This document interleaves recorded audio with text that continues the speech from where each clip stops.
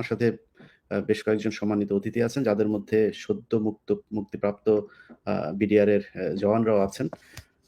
আমরা আপনাদেরকে একটু খুব ছোট করে তথ্য জানিয়ে রাখি যে এখন পর্যন্ত 770 জন যে বিডিআর এর সদস্য আছেন, তাদের মধ্যে 277 জন, যেটা বলা হচ্ছে যে তারা সাজাপ্রাপ্ত, যারা কিনা আপনার ফাঁসির আসামি এবং যাবজ্জীবন আসামি, তাদেরকে তারা ছাড়বেন না। আমরা মনে করি যে যাবজ্জীবন এবং ফাঁসির আসামি যারা আছেন তারাই সবচাইতে বেশি নিরীহ এবং আসসালামু আলাইকুম প্রিয় দর্শক, স্ক্রিনে থাকা ভিডিওটা ইতিমধ্যে আপনারা দেখতে পেরেছেন। আজকের ভিডিওটা খুবই গুরুত্বপূর্ণ, খুবই ইম্পর্টেন্ট একটা ভিডিও। প্রিয় দর্শক, কথা না বলে আমরা সরাসরি স্ক্রিনে চলে যাই, আমরা ভিডিওটা দেখে আসি। আমার সাথে বেশ কয়েকজন সম্মানিত অতিথি আছেন, যাদের মধ্যে সদ্য মুক্তিপ্রাপ্ত বিডিআর এর জওয়ানরাও আছেন। আমরা আপনাদেরকে একটু খুব ছোট করে তথ্য জানিয়ে রাখি যে এখন পর্যন্ত 770 জন যে বিডিআর এর সদস্য আছেন, তাদের মধ্যে 277 জন, যেটা বলা হচ্ছে যে তারা সাজাপ্রাপ্ত, যারা কিনা আপনার ফাঁসির আসামি এবং যাবজ্জীবন আসামি, তাদেরকে তারা ছাড়বেন না। আমরা মনে করি যে যাবজ্জীবন এবং ফাঁসির আসামি যারা আছেন তারাই সবচাইতে বেশি নিরীহ এবং নির্দোষ। কারণ শেখ হাসিনার মামলাতে যারা ভালো মানুষ তাদেরকেই সে সব ক্ষেত্রে নির্যাতিত করেছেন, তাদের উপরেই জুলুম নেমে এসেছে।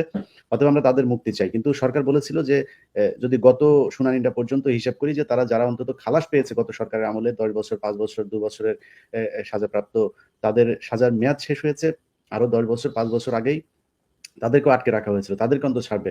সেই মানুষগুলোকেও গত শুনানিতে ছাড়া হয় নাই। গত যে শুনানিটা হয়েছিল সেখান থেকে 178 জনকে বের করা হয়েছে, আরো প্রায় 99 জন এখনো জেলখানায় আছেন। সেই সংখ্যাটা থেকেও আমরা আশা করব, সরকারের কাছে প্রত্যাশা করব যে পরবর্তী যে শুনানি আছে, আর মাত্র 1 সপ্তাহ বাকি আছে, এর মধ্যে তাদের সবাইকে মুক্তি দিতে হবে।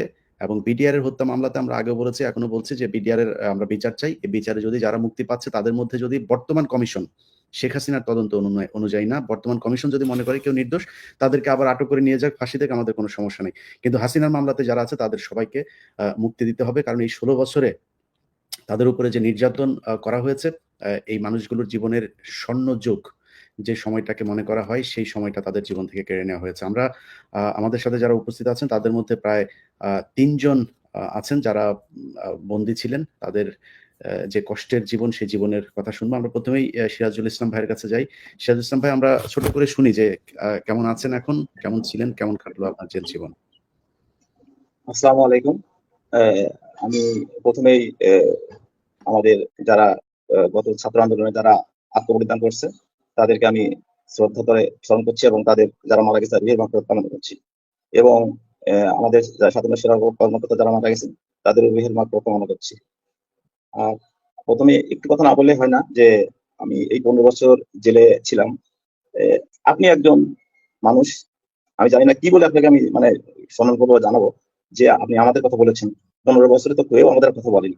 এবং এই 15 বছর আমরা জেলে ছিলাম এবং মাঝে মাঝে ওই শুক্রবারে আমাদের একটা ফোন কল ছিল, সেখানে এসে মানে খোঁজ নিতাম যে আমাদের ইলিয়াস স্যার কি আমাদের কোনো কথা বলছে, তখন জানতে পারতাম। এছাড়া তার কোনো ওয়ে ছিল না। তো আমি আপনাকে অসংখ্য ধন্যবাদ জানাচ্ছি। এবং পৃথিবীর ইতিহাস মানে বিরল, আপনি প্রথম যে আমাদেরকে নিয়ে প্রথম কথা বললেন। আমি এই ঋণ আপনার কোনো শোধ করতে পারবো না। এবং আল্লাহর কাছে আমি সবসময় দোয়া করি, আমরা সবাই দোয়া করছি আপনার জন্য, যে আল্লাহ আপনাকে যেন দীর্ঘায়ু করুক এবং আপনি যেন আরো অনেক বড় কোনো কিছু আমাদের জন্য করতে পারেন। এই জন্য আপনাকে আমি সবসময় দোয়া করি। আর আমাদের জেলের জীবন তো অনেক কষ্টের জীবন ছিল।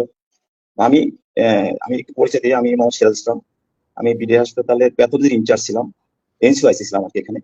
তো এই ঘটনা যখন ঘটে তখন আমি প্যাথোলজিতে হাজির ছিলাম। যেহেতু আমার দরবারে কোনো নাম ছিল না, আমার দরবারে যাইনি, বাইরে কোথাও আমি যাইনি, প্যাথোলজিতে হাজির ছিলাম। এরপর আমি ওখানে থাকার পরে আমি সারাদিন ওখানে ছিলাম, পরের দিন ওখানে ছিলাম, মানে 25-26 তারিখে 2 দিন ওখানে ছিলাম।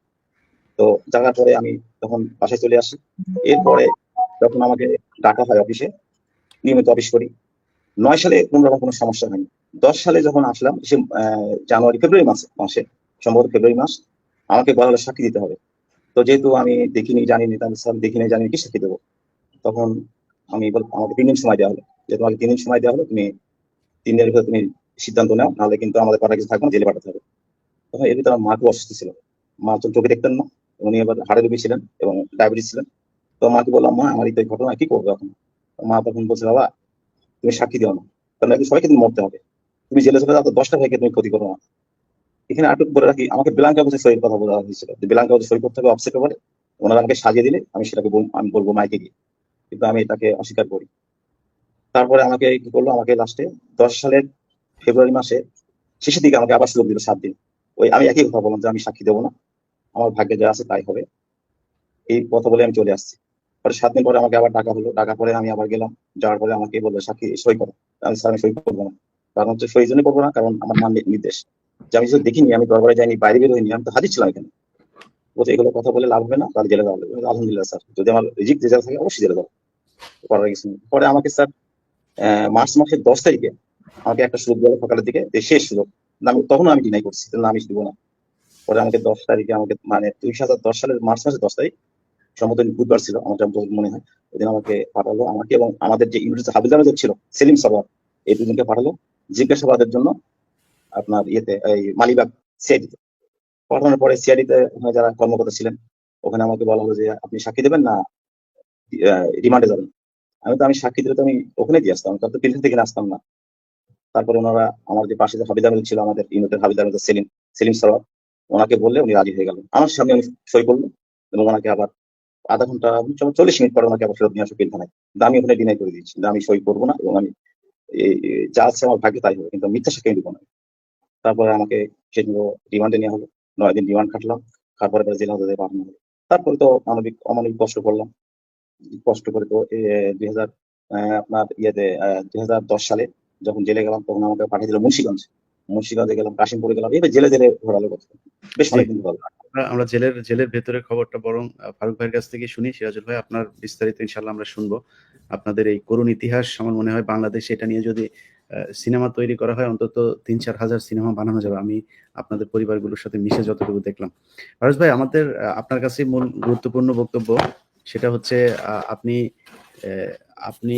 আমাদেরকে একটু জানাবেন যে মানে আজ থেকে প্রায় আগস্টের পরে যদি হিসাব করি, প্রায় 7-8 মাস সময় পার হলো এই কথিত যে বিপ্লবী ফারুকী সরকার, এই যে ফারুকী সরকারের আপনার মানে সময় হয় নাই। গত সপ্তাহে ওরা যেটা বলেছিল যে যারা অন্তত খালাসপ্রাপ্ত তাদেরকে ছাড়তে হবে সবাইকে, আমাদের দাবি এটা, এবং ইনশাল্লাহ এটা মানতেই হবে, কারণ শেখ হাসিনার এই বিচার আমরা মানি না। কিন্তু যাদেরকে ছাড়ার কথা বলা হলো, প্রথমে বলল তাদের পিপি নিয়োগ হয় নাই, পিপি নিয়োগ দেওয়ার পরে পিপি রায় পড়ার সময় পায় নাই, নানানভাবে তালবাহানা করে এরপরে সবশেষ আপনার আলিয়া মাদ্রাসার এখানকার যেই অস্থায়ী যে বিচারালয় ছিল সেটাকেও আপনার পুড়িয়ে দেওয়া হলো, সেটা নিয়ে আরেকটু সময় কাটানো হলো। সব শেষ তাদের হাতে। তো এই গত সপ্তাহে, অর্থাৎ এই সব শেষ যারা বের হলো, সেখানেও তো তাদের সুযোগ ছিল। মানে এই অন্তত এই 177 জন বের হতে সমস্যাটা কি ছিল ভাই? মানে 278 জন।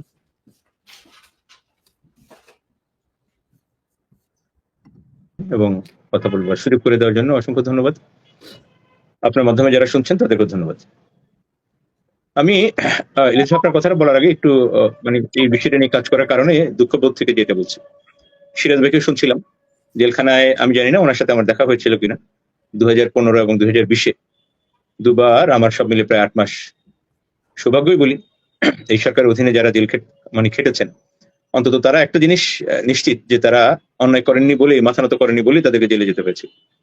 আমার সৌভাগ্য হয়েছিল 2015 এবং 2018-20-এ দুবার জেলে যাওয়ার। আমি যেটা বলছিলাম সেটা হচ্ছে যে একটি কথা আমরা শুরু থেকে বারবার বলছিলাম, এই সরকার পতিত সরকারের পরে এই সরকার যখন আসলো, আমরা সেখানে বলছিলাম যে যেহেতু হাইকোর্টে একটি রিট করা হইল এবং ব্যাপক শুনানির পরে মহামান্য হাইকোর্ট এই বিষয়টা আস্থায় আনলেন, বিশ্বাসে আনলেন যে ওখানে একটি একপেশে তদন্ত হয়েছে, একটি একপেশে মন গড়া একটি আদিষ্ট হয়ে তারা যে চার্জশিটটা দাখিল করলেন, সেই চার্জশিটের ভিত্তিতে ভুয়া সাক্ষী দিয়ে একটি জুডিশিয়াল জাজমেন্ট দেওয়া হলো, আসলে এর মাধ্যমে কিছু লোককে হত্যা করা হলো। আমরা বলছিলাম যেহেতু এটা হাইকোর্ট বিশ্বাস করলেন যে একটি ভুল তদন্ত হয়েছে, এবং এর ভিত্তিতে বাংলাদেশের বর্তমান অন্তর্বর্তীকালীন এই জনপ্রতিনিধি সরকার তারা একটি তদন্ত কমিশন করলেন। তাদের এই তদন্ত কমিশন করার মাধ্যমে এইটা প্রমাণ হইল যে তদন্ত সঠিক হয়নি বলে নতুন করে তদন্তের প্রয়োজনীয়তা আছে, এবং ওনারা সেই তদন্ত কমিশন করে দিলেন। সঙ্গত কারণেই আমাদের প্রশ্ন ছিল, যেহেতু নতুন করে তদন্ত হচ্ছে, এই তদন্তের মাধ্যমে পুরনো তদন্তটি ভুল প্রমাণিত, এবং ওই তদন্তের উপর ভিত্তি করে যত রায় হয়েছে, আদেশ হয়েছে, সবই ভুল। সেখানে প্রত্যেকটা মানুষ যার খুনের অভিযোগে মৃত্যুদণ্ড হয়েছে, অথবা যাবজ্জীবন হয়েছে, অথবা বিভিন্ন মেয়াদে কারাদণ্ড হয়েছে, একইভাবে যিনি খালাস পেয়েছেন সবাই কিন্তু 17 বছর জেল খাটলেন, সবাই 17 বছর জেল খাটলেন। তার মানে কি? অনিয়ম অবিচারের মানে একেবারে শ্রেষ্ঠ উদাহরণ। যার ফাঁসি হয়েছে সে জেলে আছে, হ্যাঁ, তারটা হাইকোর্টে কনফার্মেশনের বিষয় আছে, অ্যাপিলেট ডিভিশন অ্যাফার্ম হওয়ার বিষয় আছে, কিন্তু যিনি খালাস পেলেন, এবং আপনি শুনে অবাক হবেন, আমাদের যখন হত্যা মামলার চার্জশিট দেওয়া হয় তখন সেখানে একটি কথা বলা ছিল যে এই মামলার সাথে বিস্ফোরক মামলার একটি চার্জশিট হবে, সেখানে 30 জনকে অভিযুক্ত করা হয়েছে, একদম 30 শব্দটি লেখা আছে, 30 শব্দটি লেখা আছে যে এই 30 জনের ব্যাপারে অভিযোগ দেওয়া হবে যারা বিস্ফোরক ফুটিয়েছিলেন বা বিস্ফোরকের অভিযোগে তারা অভিযুক্ত। অবশ্য দেখা গেল কি, এই হত্যা মামলায় প্রথমত তারা যেটা করলেন সেটা হলো যে এই হত্যা মামলা যেহেতু একটি এফআইআর থেকে এই হত্যা মামলা এবং বিস্ফোরক মামলা হলো, আমাদের দেশের এটাই হচ্ছে ইনস্টেন্স, এটাই কাস্টমস, দুটো মামলা একত্রে চলবে। একজন সাক্ষী যখন একটি মামলায় সাক্ষী দেবে, এই সেম সাক্ষী ওই মামলাটাও আবার যোগ হয়ে যাবে, তাকে নতুন করে সাক্ষী দিতে হবে না। সকল বাংলাদেশের বড় বড় মামলাগুলোতে এটা হয়েছে, কিন্তু তা ওনারা করলেন না, দুটো মামলাকে আলাদা করলেন। কি করলেন? হত্যা মামলা রায় দিয়ে যারা এখানে খালাসপ্রাপ্ত হইলো তাদেরকে আবার ওই সেই বিস্ফোরক মামলা যেখানে ওয়াদা ছিল, লিখিত ওয়াদা, সিএসএ চার্জশিটে পুরোপুরি বলা ছিল যে 30 জনকে অভিযুক্ত করা হবে, সেখানে সকল খালাসপ্রাপ্ত আসামিদেরকে, আমার জানা মতে যদি ভুল না হয় অঙ্কটা 272 জন খালাস পেয়েছিলেন ট্রায়াল কোর্টে, সবাইকে ওখানে অ্যাড করে দিলেন। তার মানে যারা বিভিন্ন দণ্ড পেল তারা যেমন আটকে গেল, এবং এই দণ্ডের মেয়াদ যাদের শেষ হয়ে যাচ্ছিল তাদেরকে আবার বিস্ফোরক মামলায় নিয়ে আসা হয়েছিল। তার মানে এন্টার যে 824 সেখান থেকে 850 জন আসামি হইলো, এই 850 জন আসামিকে সবাইকে বিস্ফোরক মামলায় নিয়ে আসা হইলো। এটি মানে একেবারেই পরিষ্কার হলো যে এটি একটি প্ল্যান গেম। প্রিয় দর্শক, স্ক্রিনে থাকা ভিডিওতে ইতিমধ্যে আপনারা দেখতে পেরেছেন। মূল্যবান মতামতগুলো কমেন্ট বক্সে কমেন্ট করে জানিয়ে দিবেন। আপডেট ভিডিও পেতে চাইলে 9-10 মিনিটের চোখ রাখবেন। ভালো থাকবেন, সুস্থ থাকবেন, এগুলো এখান থেকে বিদায় নিয়ে নিচ্ছি। আল্লাহ হাফেজ।